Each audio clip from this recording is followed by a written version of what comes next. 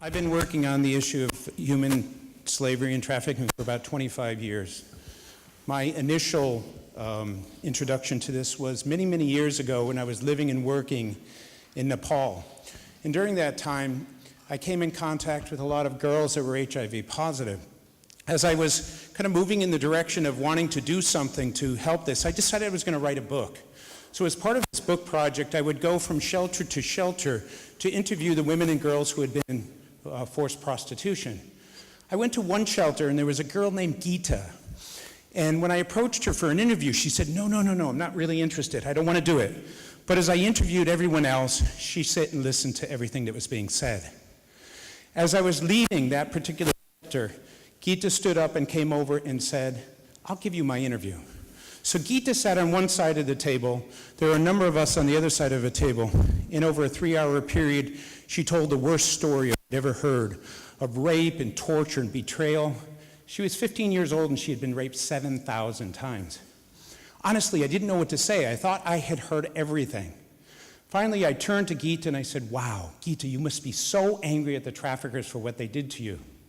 She paused and said, no, I'm angry at you and you and you. She pointed at us. She said, where were you? She said she sat in that brothel every single day praying for somebody to come and help her. Nobody came. She said that she went to school till she was 12, so she knew the difference between good and bad. She knew that everything that was going on was absolutely slavery. Where was everybody? She said she wasn't angry at the traffickers. They were just bad people being bad people. She said she was angry at the good people, society, for not caring. She kept asking me, why are you here? Why aren't you down there helping my sisters? Now, I tell this story because she was basically calling us all out. She was asking the question, how do we respond to the fact that there are literally 36 million people in the world asking the question, where are you? Now, to answer this question, to a certain extent, we're here. We have governments that get involved. They've actually set up programs. They have national plans of action. They have laws and so forth. They're doing their part. The United Nations, IOM, ILO, UNICEF, UNODC, they're all out there doing their part. And we have many, many NGOs that are here as well. In fact, a certain number of the NGOs in this room. Excellent work is being done. We are achieving a certain amount of results. But when we stop and then look at the amount of achievement we've had, it's quite sobering. Last year, according to the figures, we helped 48,000 people globally. See that little line there? That's the number of people we helped. So that's 0.12% of the victims being helped. Now, some people may argue that that number is somewhat low and maybe it's 3 or 4 times that. But even if you double or triple or quadruple that number, we're still less than 1% of the victims being helped. The number of criminals in the world that are working on this, about 500,000. Last year, we put 4,000 in jail. Now, you might ask the question, does the world not care? Are we lazy, the counter-trafficking world? We're doing enough? Well, this is the problem.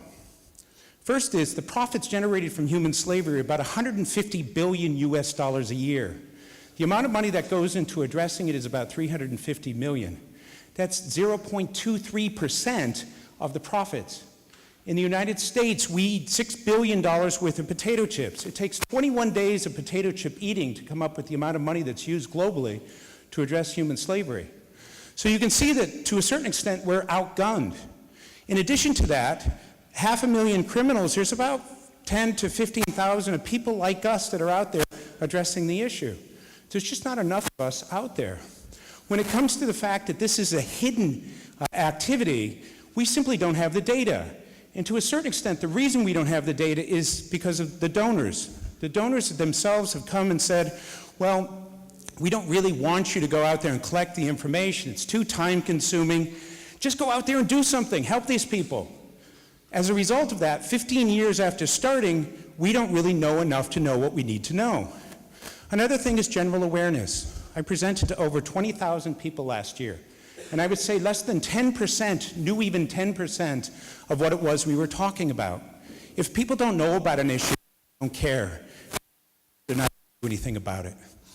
When it comes to the partnerships, yes, the UN, the governments, the NGOs have been involved, but just recently we're getting the private sector involved and the general public. Now, the private sector hasn't been involved partly because they don't like this topic. It's scary for them. A lot of times they're on the receiving end of naming and shaming. And so until we change the way we deal with the private sector and work with them, they're not going to step up. Sometimes we're using the wrong tools. I've met many of the criminals myself. They don't call it organized crime for nothing. They use the internet, they use cell phones, they use all kinds of sophisticated things. In the world that I come from, we're still doing old school workshops and conferences and trainings and so forth. We have to innovate. We have to step up. When it comes to collaboration, any of you who have worked in the counter-trafficking world know that there's a lot of infighting that exists. It's difficult to get organizations together. They bicker. They're concerned that if they talk to the other organization, they'll somehow give them a comparative advantage. That's the thing that bothers me most. Because it's not about us. It's not about the organizations. It's about the victims. And the moment we are fighting amongst ourselves, we're not using that energy to go after the bad guys. And lastly, sharing. When it comes to information, the real experts in human trafficking are not people like me. They're the victims and the people who are doing the perpetrating. If we can get their information, we can analyze it, pull it together, we'll really be able to make a difference. Okay, so I gave you a lot of bad news. There is hope. There's a lot of hope, but we have to change things around. The first thing we need to do is to help people to understand the issue of human trafficking. Again, a lot of people out there have never heard about it, never knew that there's 36 million people. We have to standardize the message. We have to get everybody saying the same thing. And we need to then get people to know that this issue is out there. If people care about it, they'll get involved. I worked in the HIV/AIDS sector. They have a plan all the way from the highest level down to the community level. In disaster mitigation, they have the same poverty alleviation. In human trafficking, we don't have that plan. So nobody really knows exactly where they fit in at the various levels. We need to do this. There have been a couple of attempts. Perhaps this is the forum that can help to make that happen, but this has to happen for us to be able to move forward. We need the data. Now, when it comes to the data, to me, it's almost like, I say this sometimes in conferences, it's almost like we are asked to set up a wedding without knowing the name of the groom and the bride, where it's going to be, how many people are going to be there, how much money is available. If you don't have data on the problem, it's very difficult to plan to address it. So we have to get the data. We have to come up with money. This is changing. We're finding more and more organizations getting involved, but we still haven't gotten to the point where we're able to use it. When it comes to the players, we have to engage the public sector. They have to understand that this is an issue that's bigger than all of us, because even if we double or triple or quadruple our contributions, we're still at 1%. This is an issue that is so big, it should be blinking lights out there. People should be looking at this saying, I have a part in this. In addition to that, we need the business to be involved. But for that to happen, we have to be very respectful to them. As was indicated, no responsible industry wakes up one morning and says, we're going to use slavery in order to raise our profits. It doesn't work that way. But the general public believes that that's the case. Until we have an alternative to naming and shaming being the only approach used for the businesses aren't going to step up nearly as much as we would like them to. And if they did, just imagine if we had those resources, the problem-solving skills, the influence, the prestige that the business world has. It's an amazing force of nature. When it comes to unity, we no longer have the luxury of thinking that we can do these things by ourselves. When good collaboration takes place, 1 + 1 = 11, not 2. And we haven't been able to do that because the interdifferences have taken place. We have to get over this. We just have to kind of come to understand that it's not about us. It's about the victims. And when we take that high road, it's easier to collaborate. When it comes to innovation, I was working with British Telecom in Hong Kong, and we talked to them a little bit about some of the issues of human slavery. They said, wow, we do problem solving every single day. Can we use technology to help? So we did a contest among their 10,000 staff. 7 offices submitted. We gave first, second, and third prize. These were things that were so far outside the box of the world that I come from, the public sector world, that it was just amazingly innovative and exciting. Those types of things are needed. And lastly, we need a positive spirit.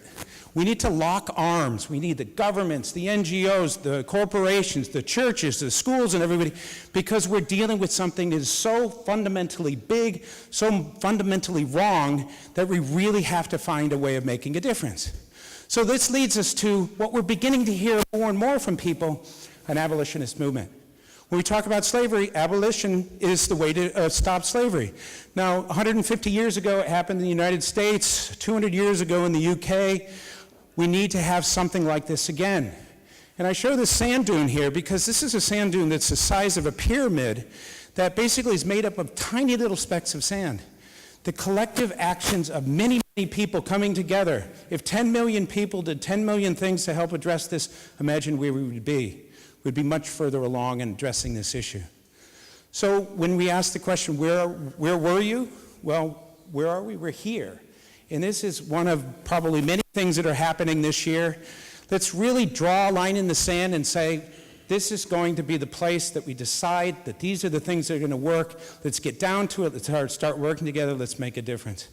For those of you who don't know anything about the organization I work for, it's called the Macon Club. We work with corporations. We educate them. We give them the information they need in order to look at their supply chains, look at their big data, and so forth. With that, I'll end. Thank you very much.